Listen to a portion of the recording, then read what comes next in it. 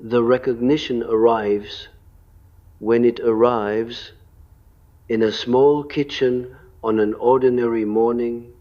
You are pouring water into a cup. The person you have loved for some years is in the next room.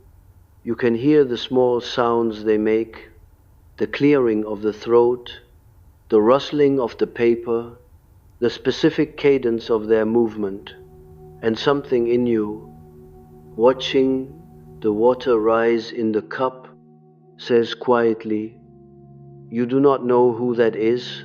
The thought does not arrive as accusation, it arrives as observation. You stand at the counter, holding the cup. You try, in the way one tries when something has slipped, to recover the previous certainty.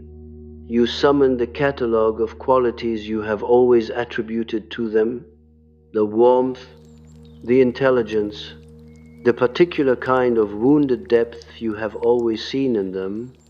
The qualities arrive on cue. They arrive, however, as a list. The list does not assemble into a person. The person in the next room continues to make their small sounds, and the list in your mind continues to be a list, and the two do not, this morning, connect. This is what Jung was pointing to in a passage in his work on relational projection that is more often quoted than understood, when he wrote that the figure we love is, in many cases, a figure we have constructed, and the construction has been performed in the unconscious workshop of our own psyche. And the actual person standing where the construction is projected may have little to do with the construction. The passage is unsettling on first reading.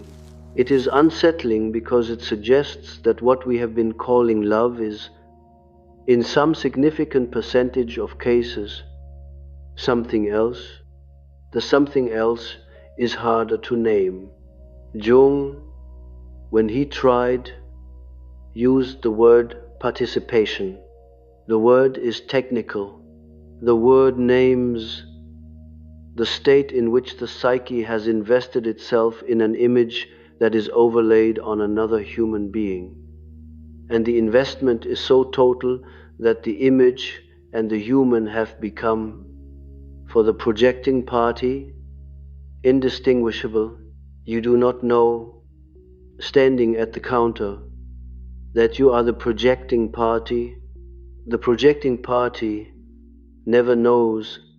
The projecting party knows only that the person they love has recently become slightly less legible, that the certainty has become slightly less certain, that the warmth that used to flow toward them is now sometimes interrupted by these strange interstitial moments in which the warmth seems to be flowing towards something that is not entirely where they are standing.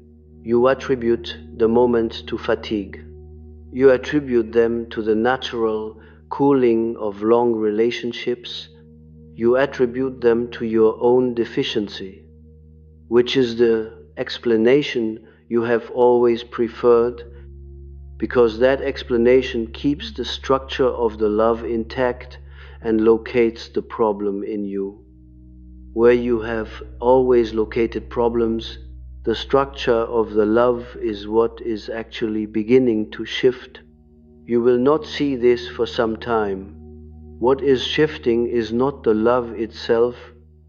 Exactly, it is more accurate to say that the projection has begun to thin, and the thinning is allowing you to see, for the first time in years, the shape of what the projection was concealing. The shape is not what you expected. The shape is not, despite the cultural script, a hidden cruelty in the other person, a betrayal you had not seen, a defect you had been overlooking. The shape, more often than not, is simply the actual person, ordinary, finite, structured by their own history rather than by yours, present in the room with their own concerns, which have never been the concerns you had projected onto them. The actual person is, in many cases, a disappointment to the projecting party, not because the actual person is disappointing. The actual person is, by the standards by which actual persons should be measured, effine. The disappointment is structural. The projection had been more vivid, more meaningful, more saturated with significance than the actual person could ever be. The projection had been carrying, for the projecting party, a great deal of psychological material that had nothing to do with the other. The material was the projector's own unlived life, projected outward onto a figure who appeared in the projection to contain it. The figure had appeared to contain the projector's own depth, the projector's own wound, the projector's own buried desire, the projector's own arrested development. The figure had appeared to be the carrier of these things. The figure had been nothing of the kind. The figure had been a person. The person had been minding their own business while the projection was hung on them. This is what Jung meant in the more brutal passages of his late work on relationship, when he wrote that the most exhausted lovers were often those who had been most successful at projection, because the projection had cost them, year by year, the libidinal investment that should have been spent on their own inner development. The investment had been outsourced. The investment had been spent on maintaining the image of the beloved, on tending the construction, on keeping the projection viable. The projector, by the time the projection began to thin, was depleted in ways they could not account for. They had been, in their own description, deeply in love. The depth had been real. The love had been, in the technical sense, a misallocation of psychic resources. The resources had gone outward. The inner economy had been impoverished. You do not, this morning, have any of this language. You have only the cup, the sounds from the next room, and the small unease that what you have been calling love may not be exactly what you have been calling it. The unease does not produce a conclusion. The unease produces a question, and the question is the one the title points to without quite naming it. The question is, what was I doing all those years? The question is not, did I love them? You did. The question is, what was the love made of?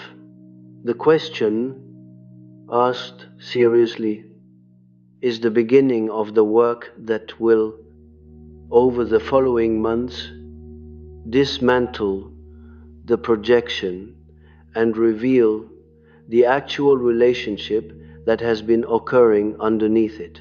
The actual relationship, when it is revealed, is often more modest than the projected one. There is a person there. The person is real.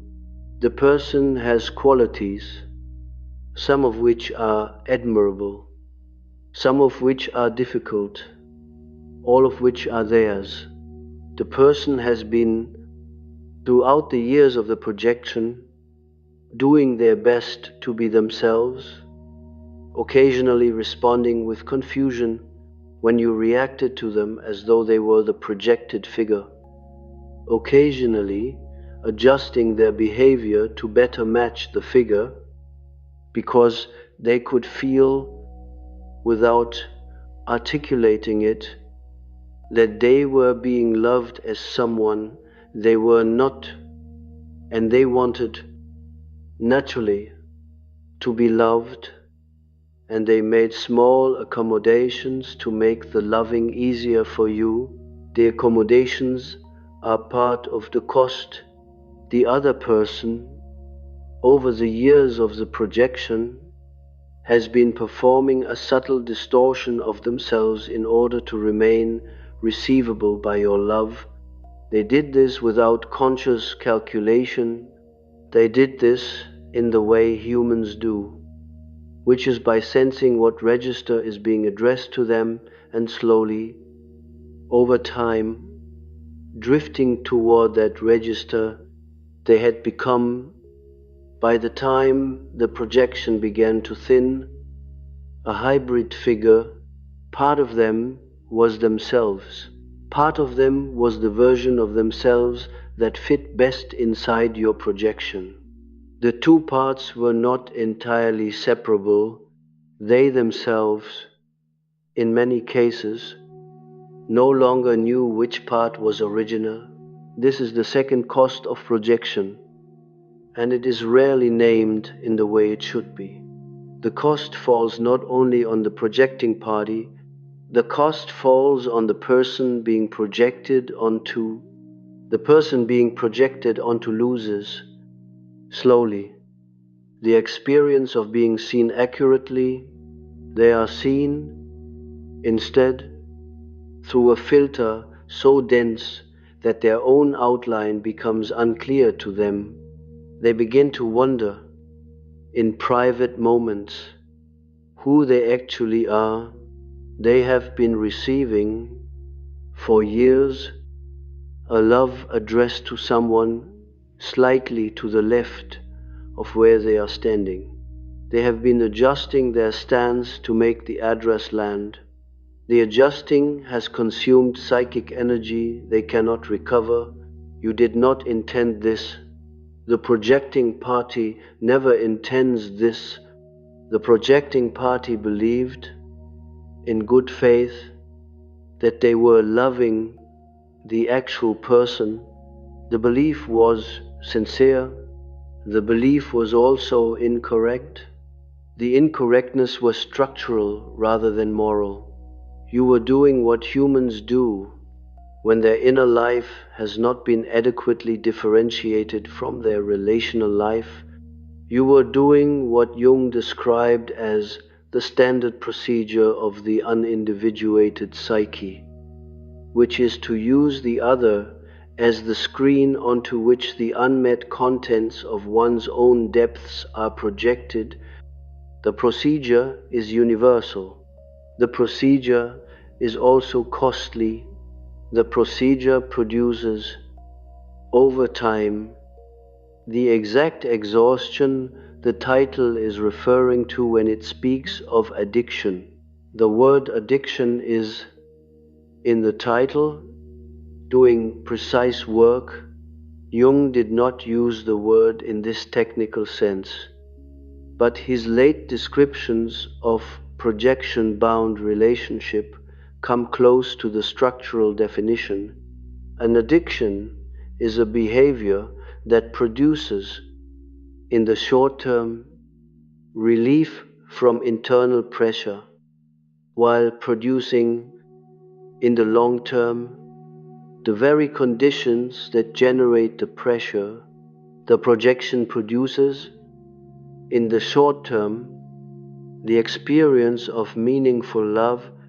The projection produces, in the long term, the depletion that requires the next refreshment of the projection. The cycle is self-sustaining. The cycle does not, on its own, end. The cycle ends only when something interrupts it, and the something is usually external, often unwelcome, occasionally catastrophic. The interruption, in your case, is the morning at the counter. The interruption is small. The interruption is the moment the projection thinned just enough to allow the question through. The question will not, in the days following, go away. The question will, in fact, intensify. You will find yourself, over the next weeks, increasingly unable to summon the previous certainty. The list of qualities will continue to be a list. The list will not, this time, reassemble. The person in the next room will continue to be a person, and the person you have loved for years will continue to be a construction, and the gap between them will widen. What you do with the gap is the work that the rest of the lecture is concerned with. You will not, despite the cultural script, simply leave. The leaving is the response of the panicked psyche, which would rather flee the disillusionment than examine it. You will not, despite the alternative script, simply double down on the projection. The doubling down is the response of the psyche that has glimpsed the disillusionment and decided to suppress it. You will, if you are doing the work the title is pointing toward, hold the gap open and look into it. The looking is uncomfortable. The looking is the only path that leads to the actual love that the projection has been substituting for. The actual love is available. The actual love has been waiting underneath the projection, unrecognized, for the entire time. The actual love does not require the construction. The actual love requires, instead, the willingness to see the person who is actually in the next room on their terms, in their actuality, with whatever portion of them is recognizable as someone you might, having seen them, choose. The cup is still in your hand. The water has not been drunk. You stand at the counter, holding it, and the recognition that arrived a moment ago has not retreated. The recognition will not retreat. The recognition has, in fact, only just begun. The mechanism by which the projection began, decades before the morning at the counter, is worth tracing slowly, because the tracing is what makes the dismantling possible. The projection did not arrive when you met them. The projection arrived in your childhood, in the form of a template, and the template waited, unfilled, for the figure who would arrive and seem, to your unconscious, to match it. The template was assembled out of two materials. The first material was what was missing in your early environment.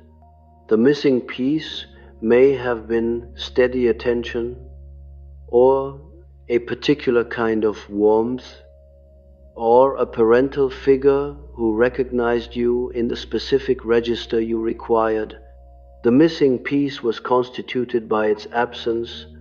The absence had a shape. The shape was carried forward in your psyche as a kind of empty mold, waiting for a substance that would, when poured into it, complete what the early environment had failed to provide. The second material was what was present but unintegrated. The qualities you most admired in your early life, the qualities you saw and longed for but could not, at that age, develop in yourself, became deposited in the template as well. The brilliance you admired in a relative the warmth you saw in a teacher, the freedom you observed in someone older, these were qualities you could not yet possess, and so they were stored outside you, in the template, as future possibilities that would one day be encountered in another person. The encountering would feel, when it occurred, like recognition. It would feel like finding what you had always been looking for. It would feel, in the language you would later use, like love at first sight, or like coming home, or like meeting someone you had known in another life. The language is consistent across projectors. The language is consistent because the underlying mechanism is consistent. You were not, in those early encounters with the person, falling in love. You were, more precisely, recognizing that the template you had been carrying had just found, in this particular human, a sufficient number of points of correspondence to begin the projection. The correspondence does not need to be perfect. The correspondence needs only to be plausible. The unconscious is generous with plausibility when the template has been waiting long enough. 3 or 4 matching points are usually sufficient. The unconscious fills in the rest. The filling in is the projection.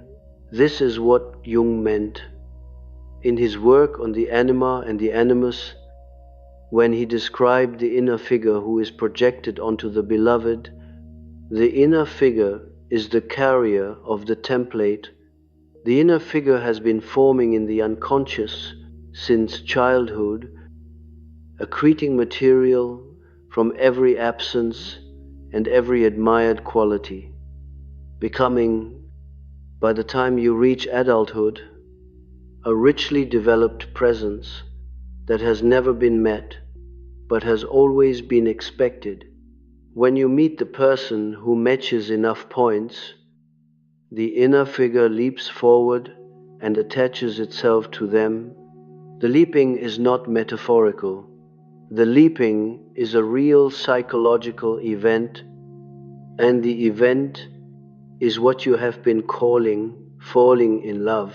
The person you have been with for years is, in the most accurate description, 2 figures occupying the same space. There is the actual person who has their own history, their own template, their own projections that they have been performing on you, and there is the inner figure of yours, attached to them, animated by your unconscious, carrying the meaning you have invested in the relationship. The 2 figures are not aligned. The 2 figures have never been aligned. The misalignment has been the source of the small frictions you have always attributed to ordinary relational difficulty. The frictions have not been ordinary. The frictions have been the actual person, occasionally protruding through the projection, refusing to behave exactly as the inner figure should behave. You have, on each of these occasions, smoothed the protrusion away. You have done this without conscious effort. The smoothing has been the daily maintenance of the projection. The daily maintenance has cost you. This is the part of the mechanism that the surface descriptions of projection rarely name. The maintenance is not free. Every time the actual person says something that does not match the inner figure, your psyche has had to perform a small reconciliation. The reconciliation has consisted of either reinterpreting the actual statement to make it fit the inner figure, or attributing the discrepancy to the actual person's mood, or stress, or recent difficulty, anything that would allow the inner figure to remain intact. The reconciliations have happened so frequently that they have become invisible. They are part of the texture of your relational life. They are also part of the depletion you have been carrying for years and have not been able to account for. Jung described in a passage in one of his volumes on the structure of the unconscious the way in which the projection that has become chronic begins to consume libidinal energy at a rate the conscious self cannot match. The libidinal energy is the psychic currency that should be available for your own life, your own development, your own creative or relational projects. Instead, the energy is being spent on maintaining the inner figure who is attached to the actual person. The energy is being spent on the daily reconciliations. The energy is being spent on the anticipatory adjustments you make in advance of seeing them. The small mental rehearsals of how you will interpret what they say so that the interpretation supports the projection. The energy is being spent on the post hoc revisions you perform after difficult conversations, replaying the conversation in your mind, finding the angle from which the actual person's behavior can be made compatible with the inner figure. The energy is enormous. The energy is unaccounted for in your conscious budget. The energy is what is missing when you wonder at the end of an ordinary day why you are so tired. This is the structural reason that long projections produce in the projector a particular kind of fatigue that is not relieved by rest. The fatigue is not somatic. The fatigue is libidinal. The libidinal economy has been running at a deficit for years. The deficit does not show up on the medical charts. The deficit shows up as a slow draining of vitality, a diminishment of interest in things that used to interest you, a sense that you are operating below your previous capacity, without being able to say why. Your physician, when consulted, finds nothing. The blood work is normal. The fatigue is real. The fatigue is the cost of the projection. The projection also costs the actual person, but in a different currency. They are paying in a different way. They have been receiving for years a love that does not quite address them. They have been adjusting, often unconsciously, to better match the address. Some of them adjust well. They become, over the years, a hybrid figure that contains enough of the inner figure's qualities to keep the projection viable. They have, in the process, lost some of themselves. They have lost the parts that did not fit the projection. The lost parts have been suppressed, not by you, but by their own response to the pressure of your projection. The suppression is, on their side, also unconscious. They do not know they have been editing themselves to remain receivable. They know only that, over the years, certain of their own qualities have begun to feel less accessible, and that they sometimes have the strange experience of not quite recognizing themselves in the mirror other people projected onto do not adjust well. They begin, after some years, to push back against the projection. They become difficult. They become contrary. They develop a sudden insistence on being seen for who they actually are. The pushing back is not, despite how it often feels to the projector, a betrayal. The pushing back is a survival behavior on their part. They are trying to recover the parts of themselves that the projection has been suppressing.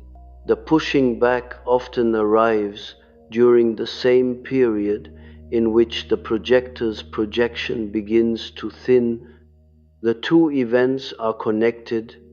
They are connected because the relational field has reached a saturation point beyond which the projection can no longer be sustained without one or both parties beginning to deteriorate.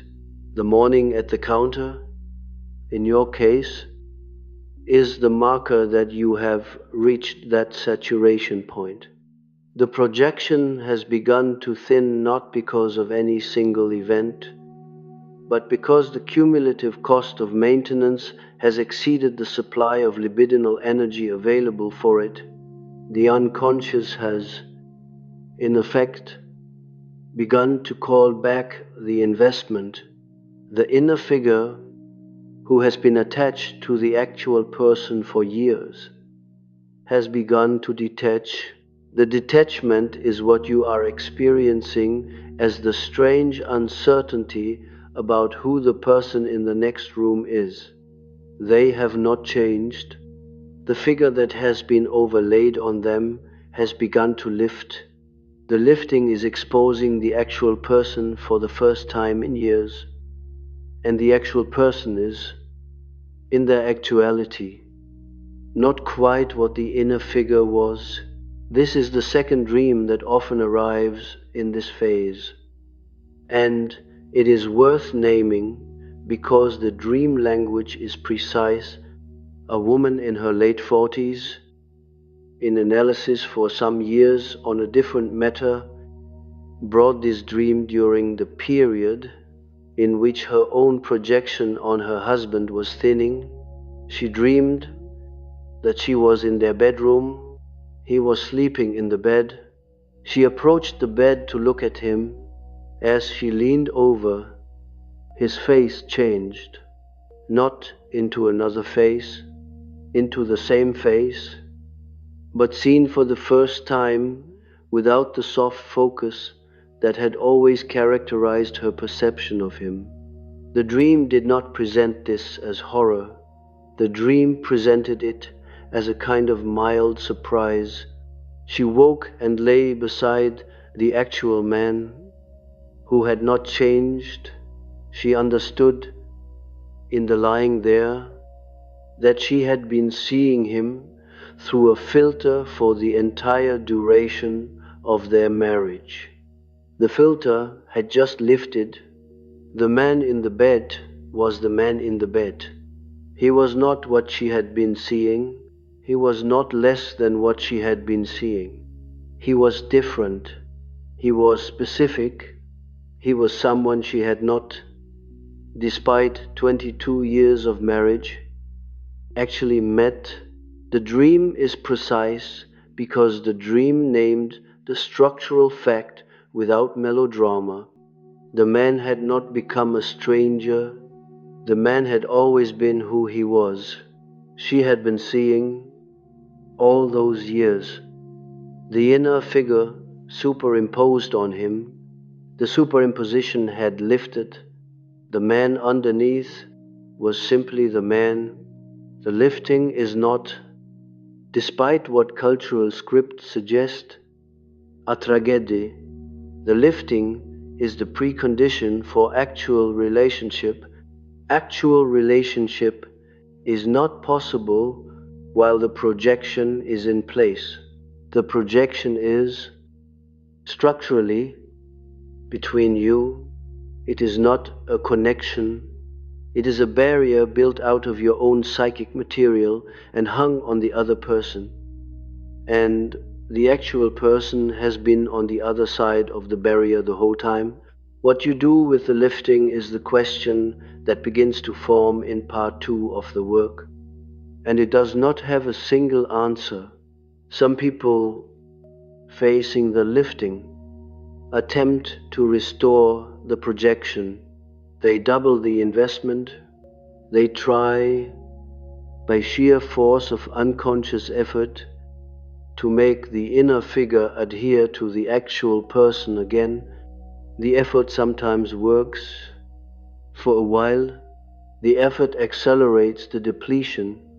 The projection, when restored by force, costs more to maintain than the original projection cost, because the maintenance is now happening against the resistance of the unconscious that is trying to recall the investment.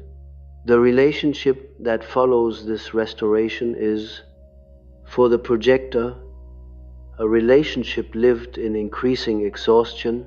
Other people, facing the lifting, perform what looks like a clean break.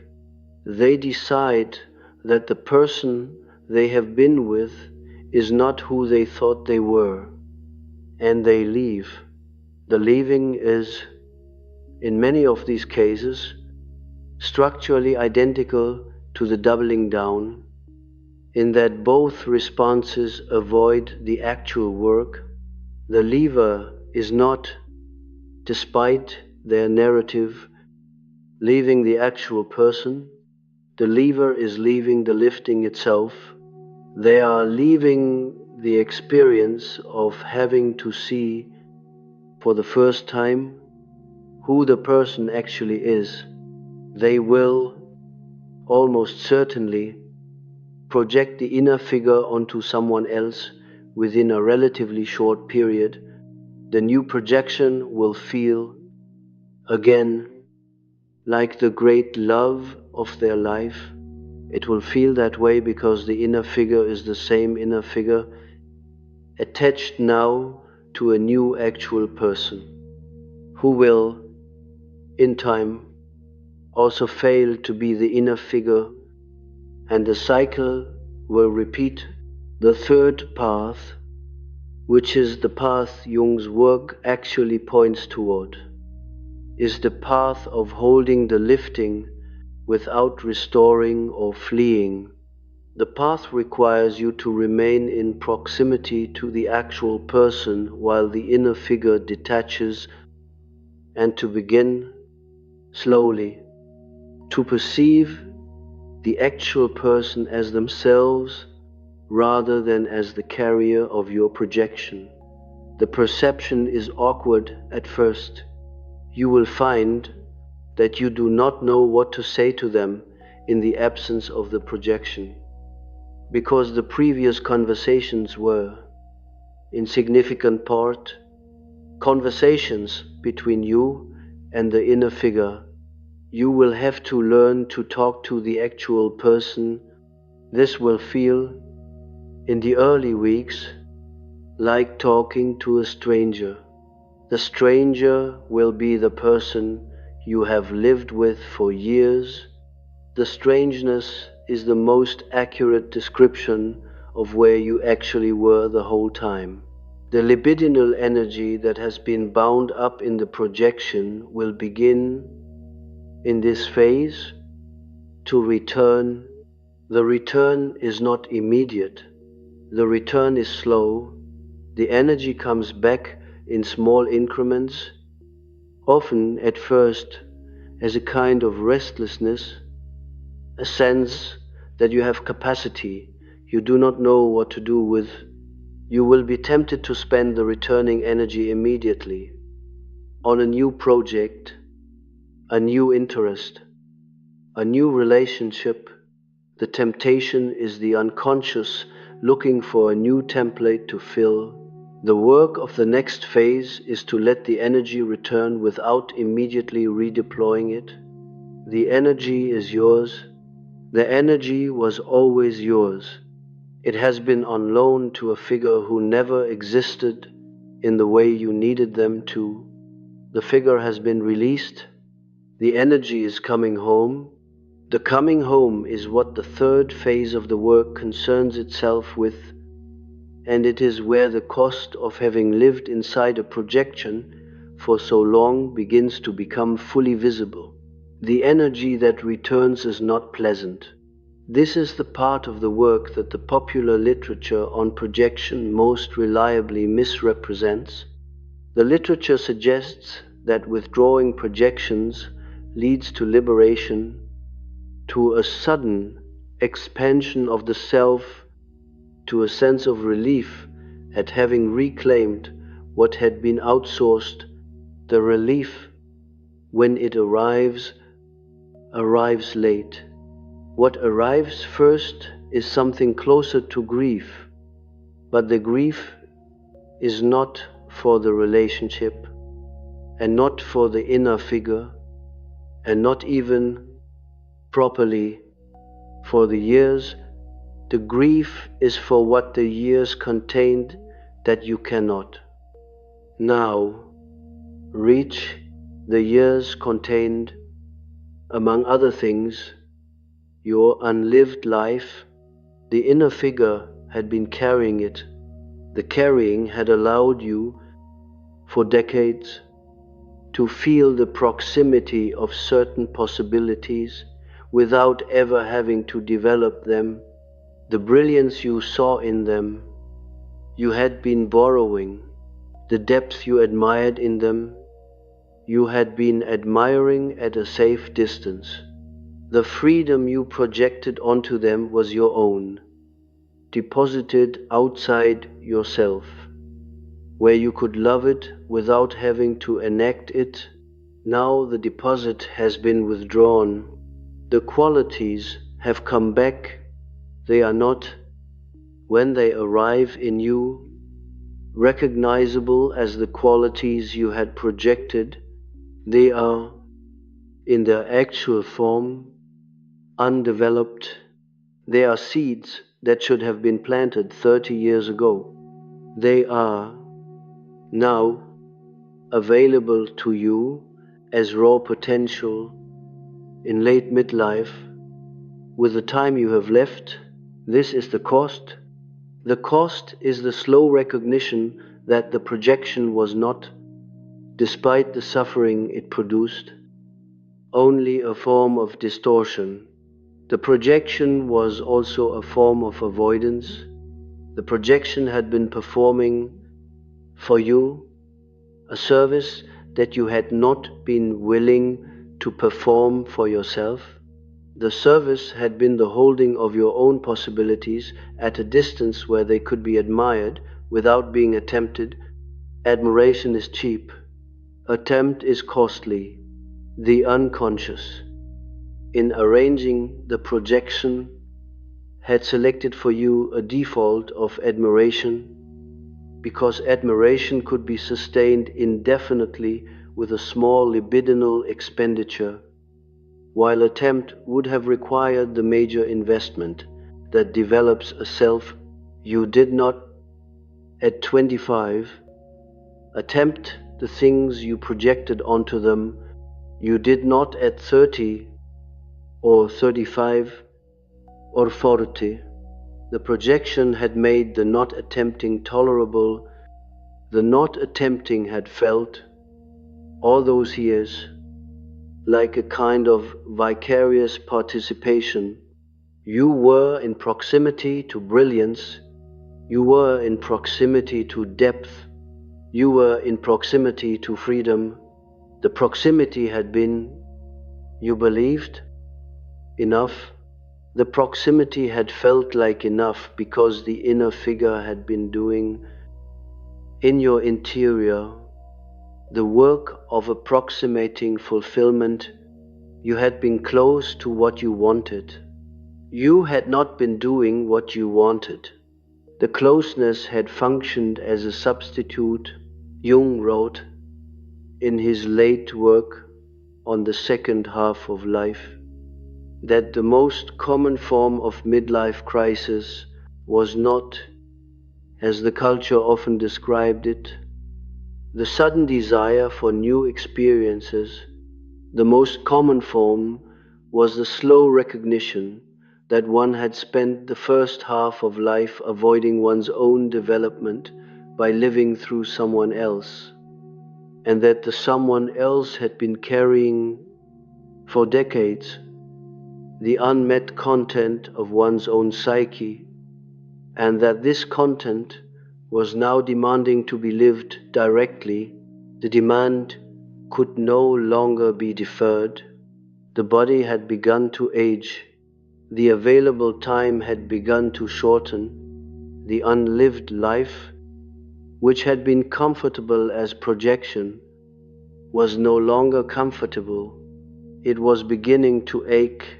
The ache is what you are now feeling. The ache is not the relationship's fault. The ache is what the relationship had been protecting you from. As long as the projection was intact, you could attribute your sense of incompleteness to relational dissatisfaction. The dissatisfaction had been narratable.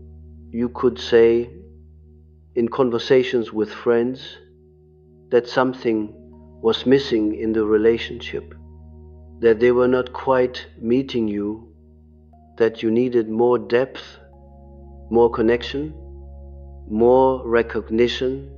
The complaints had been, you believed, accurate. The complaints had been partially accurate. The accurate portion concerned the actual person, who was, like all actual persons, finite. The inaccurate portion, which had been the larger portion, concerned what was missing in your own life that you had been blaming on the relationship. The relationship had been the receptacle for the complaint.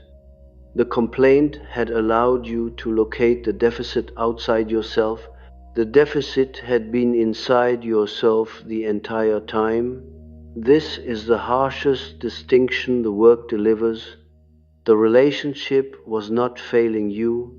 You were failing yourself in a way that the relationship had been concealing. The concealment was the function the relationship had been performing. Now the concealment has lifted, and what is exposed is not the inadequacy of the partner.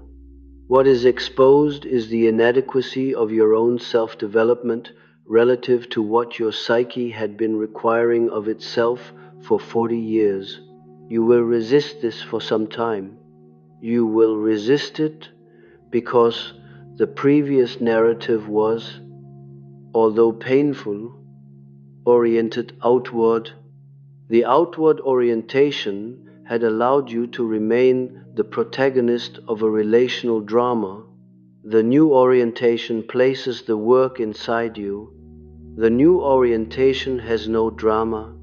The new orientation has only the daily, unromantic project of beginning to develop in late midlife the qualities you had spent your earlier life admiring in another. This project does not produce a story. The project produces, instead, the slow alteration of your own faculties in private, without witness. A patient in Zurich in the 1940s brought a dream to Jung during a similar phase in her own work. She dreamed that she had inherited a large house, but the house had been occupied for years by a tenant. The tenant had now left. She walked through the empty rooms. The rooms were larger than she remembered. The rooms contained, in places, the tenant's furniture, which had been left behind. The furniture did not fit her. She did not know how to use it. She did not know how to arrange the rooms without the tenant's organization, which had been the only organization the house had ever known. The dream did not resolve. She woke in the middle of walking through the third room, holding a piece of the tenant's furniture, uncertain where to set it down. Jung's interpretation of the dream, in the case material, was characteristically dry. He noted that the dream had named the structural condition of the patient's psyche following the dissolution of a long-standing projection. The patient was inheriting herself. The inheritance was the return of the libidinal investment, the recovery of the qualities that had been deposited outside her, the availability of the rooms in her own psyche that had been occupied by the tenant. The tenant was the inner figure, now departed. The furniture was the residue of the projection, still occupying space, no longer functional, in need of removal. The patient did not know how to arrange the rooms because she had never arranged them. The arrangement had been performed by the projection. She had to learn, in late middle age, to keep her own house. This is what the third phase of the work consists of, the keeping of your own house. The phrase sounds modest. The work is not modest. The work is the daily project of taking back what had been outsourced and discovering that what comes back is not in finished form. The brilliance you had projected does not return as brilliance. It returns as the small capacity for sustained attention to subjects that interest you, which you have not exercised in 20 years. The depth you had projected does not return as depth. It returns as the willingness to sit with your own thoughts long enough for them to develop into something other than reactions. The freedom you had projected does not return as freedom. It returns as the awkward beginning of the practice of choosing things based on your own preferences, rather than based on the constructed preferences of the relational field you had been performing for. Each of these returns is, initially, an embarrassment.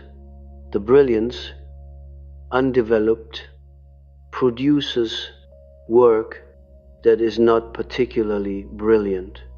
The depth, unpracticed, produces thoughts that are not particularly deep. The freedom, unexercised, produces choices that are awkward and uncertain. You will look at the products of your returning faculties and find them disappointing.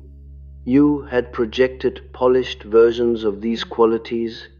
You had loved them in their finished form when they were displayed in another person. The unfinished form, which is what your own undeveloped faculties produce, will not match the projection. The temptation will be to abandon the project.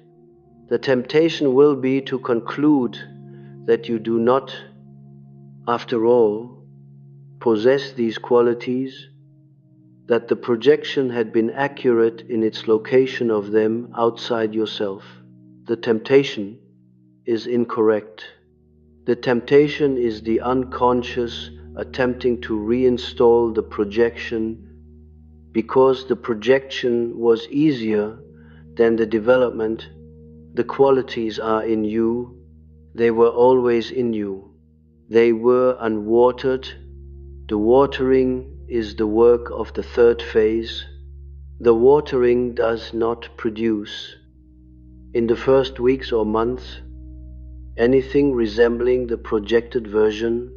The watering produces only the slow, awkward unfolding of capacities that have been dormant for so long they have nearly atrophied. The unfolding requires patience. The patience is the patience you would have shown a child you were teaching to play an instrument. You are, in this phase, the child. You are also the teacher. The doubling is part of why the phase is so disorienting. This is also the phase in which your perception of the actual person begins. Finally, to stabilize, the lifting of the projection has been completed. More or less, in the previous phase, The person is now visible to you as themselves. The visibility, at first, had been startling. They had seemed, in the early weeks, like a stranger. They are no longer a stranger. They are, by the middle of the third phase, a particular person with particular qualities, neither the projected figure nor the inverse of the projected figure, simply themselves. You can begin to see them with what Jung, in a different context, called the cooler eye, which is the eye that perceives without overlay, without the heat of projection in either direction. What you see with the cooler eye is often something you can love. The love is different from the previous love. The previous love had been the love of the inner figure. The current love, if it develops, is the love of the actual person. The actual person, by this point in the work, has also been undergoing their own adjustments. They have been responding to the change in how you perceive them. Some of them respond well. They become, in the absence of the projection, more themselves. They display qualities you had not previously seen in them. Because the projection had been obscuring those qualities, they become, in some cases, more interesting than the inner figure had been, because they are real, and the real has dimensions. The constructed cannot have.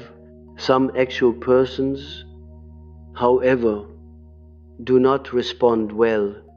They had become, over the years of the projection, dependent on being seen as the inner figure. They had been receiving all the time a particular kind of admiration that they could not have generated from their own qualities alone. The admiration had been theirs to enjoy without having earned it. When the admiration ends, when you begin to see them accurately, they experience the accurate seeing as a withdrawal of love. They are not entirely wrong. A particular kind of love has been withdrawn.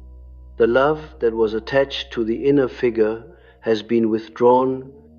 Because the inner figure has been withdrawn, what remains? The love that might attach to the actual person has not yet developed enough to compensate.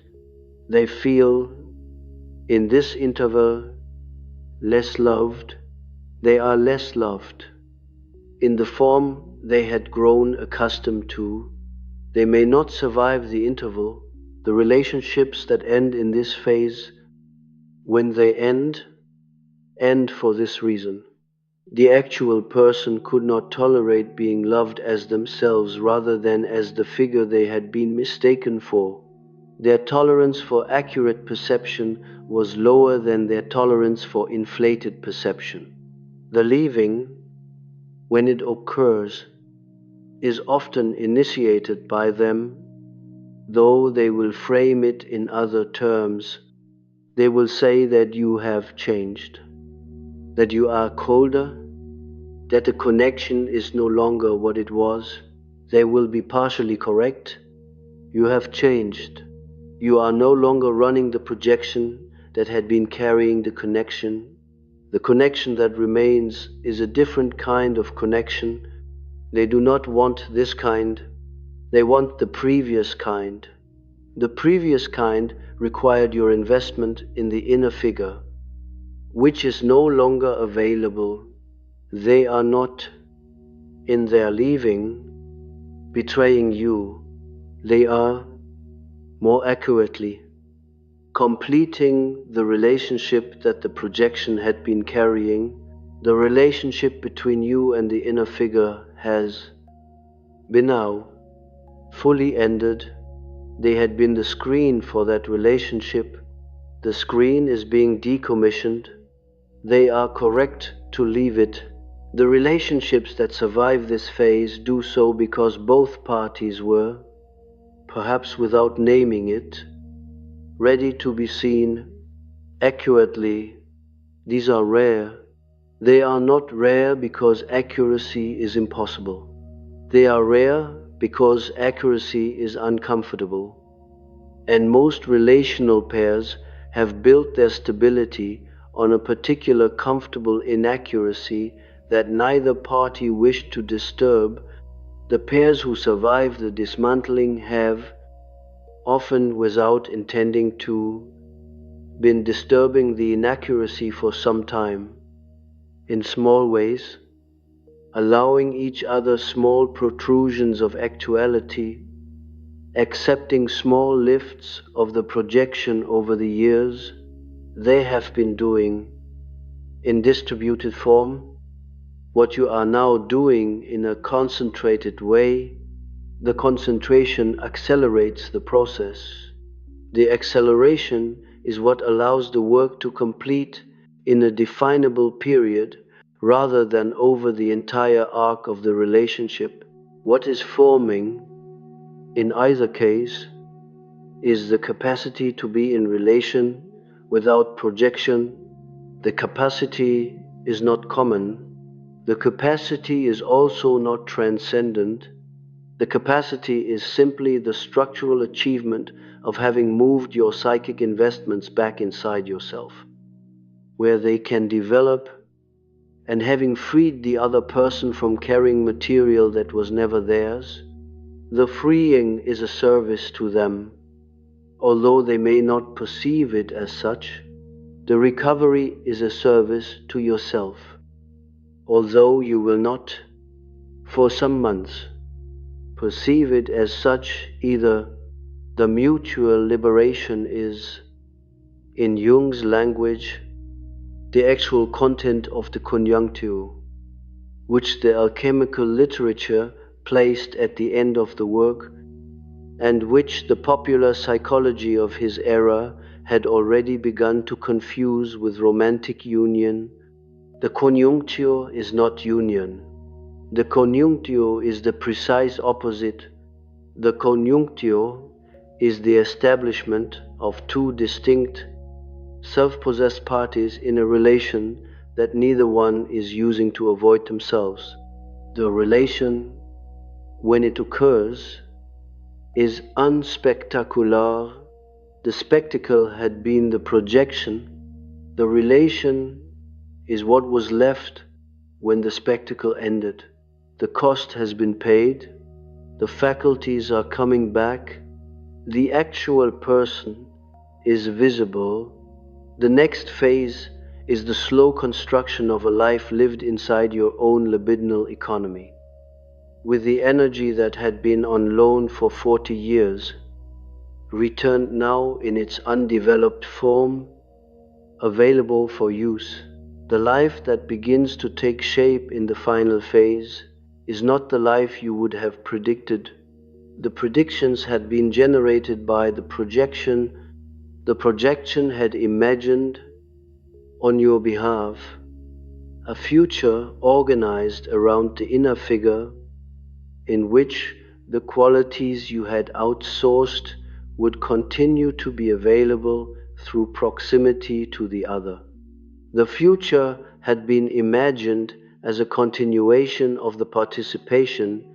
The future had not, in fact, been your future. The future had been the inner figure's future, and you had been planning to live near it. The actual future, which begins to assemble itself in this phase, is smaller and stranger. It is smaller because it does not include the inflated possibilities the projection had been promising. It is stranger because it includes possibilities you had not previously considered, because the projection had been occupying the conceptual space those possibilities would have required. You had not, for example, considered that you might develop your own competence in the domain you had admired in them. The competence had been allocated to them. The allocation had felt permanent. The allocation was provisional. The allocation has been reversed. The competence is now available to you as raw material, and you can choose in the time you have left to develop it or not. The choice is yours. The choice had always been yours. The projection had been performing the function of disguising the choice as not yours. This is the structural reorganization Jung referred to, in a phrase he used sparingly, as the reclamation of agency. Agency had been depleted while the projection was running, because the projection had been making decisions on your behalf. The decisions had concerned where to invest, what to admire, who to love, what to defer. Each of these decisions had been determined by the projection's requirements. The projection had needed you to invest in proximity to the inner figure. The projection had needed you to defer your own development in order to keep the inner figure as the carrier of unmet possibility. The projection had needed you to organize your relational life around maintaining the conditions under which the projection could continue to operate. The decisions had felt like your decisions. The decisions had been the projection's decisions made through you. The reclamation of agency is the recognition that the decision-making apparatus has now returned to you, and that you can, for the first time in your adult life, make decisions that are oriented toward your own development rather than toward the maintenance of an inner figure. You will, in the first weeks of this phase, make the wrong decisions. The wrong decisions are not catastrophic. They are simply the decisions of someone who has not previously been the one making them. You will choose, in some cases, things that turn out not to suit you. You will pursue, in some cases, interests that exhaust within a few weeks. You will reach toward people who are not, on closer inspection, the people you want to know. The wrongness of these decisions is information. The information is what the development of judgment requires. Judgment cannot be developed in advance of practice. Judgment is the residue of practice. You are now in late midlife, beginning the practice that should have been distributed across the previous 30 years. The compression is uncomfortable. The compression is also necessary because the time you have left is shorter than the time you spend on the projection. And the development must occur within the available window. The other person, by this phase, has either remained or departed. If they have remained, they are now also someone different from who you had perceived them to be. They are themselves in a way that you can now register. The registering is not always pleasant. They have qualities accurately perceived that you do not admire. They have qualities accurately perceived that you do admire. The mix is unstable because the actual person is unstable in the way actual persons are. They have moods, they have phases, they have aspects that emerge under certain conditions and recede under others. The inner figure had been stable.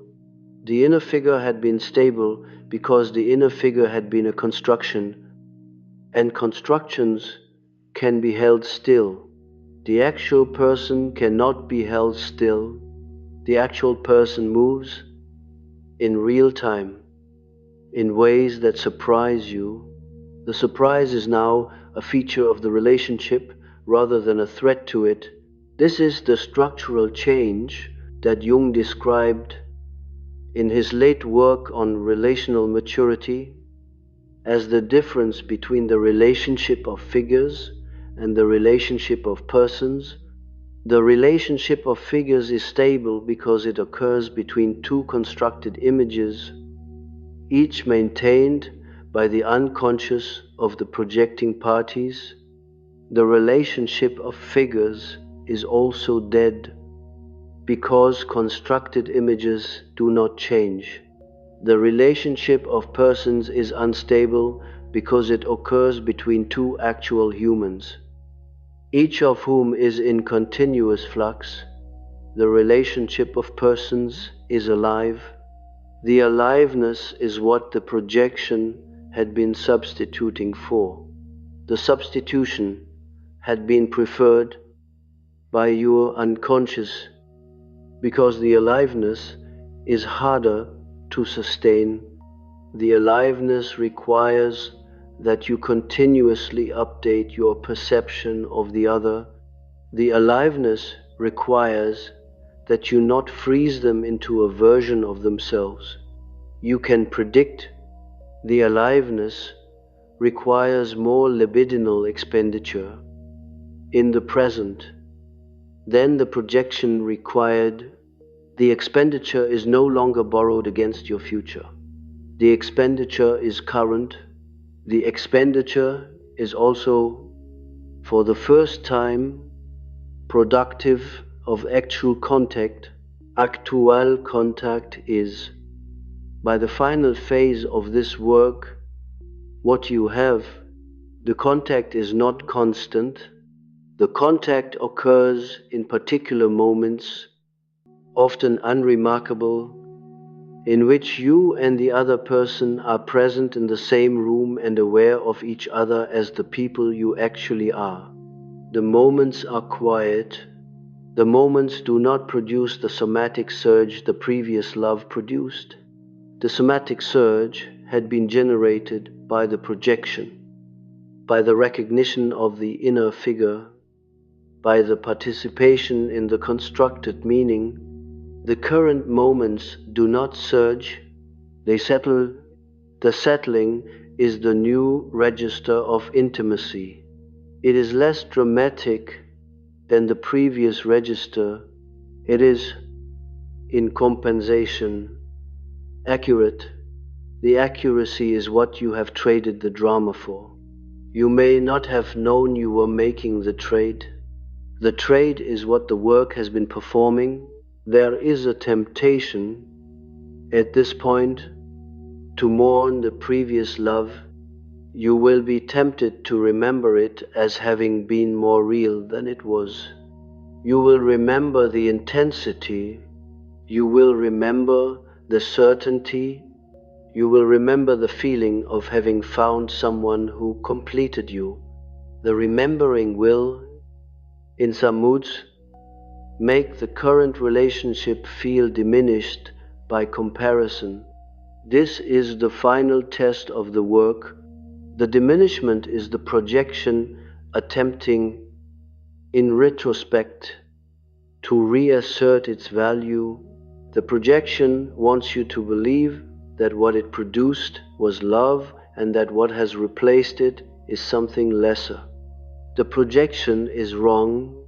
The projection produced an intoxication that was not structurally addressed to the other person.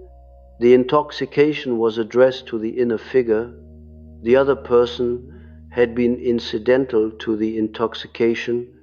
The current relationship, which is addressed to the actual person, is less intoxicating because it is not addressed to a construction. The reduction in intoxication is not a loss of love, The reduction in intoxication is the relocation of attention from the construction to the person. The person is as the actual content of the relationship, more substantive than the construction was. The substantiveness does not produce the same affective signature. The substantiveness produces a different one. The different one is what you are learning to recognize as love in its more accurate form. If the other person has departed, the work is, in some respects, easier. You are not required to sustain a relationship while doing the reconstruction. You can perform the reconstruction in solitude. The solitude is also harder because there is no daily reminder of the actual person to keep you anchored. You will be tempted, in solitude, to project the inner figure onto someone new.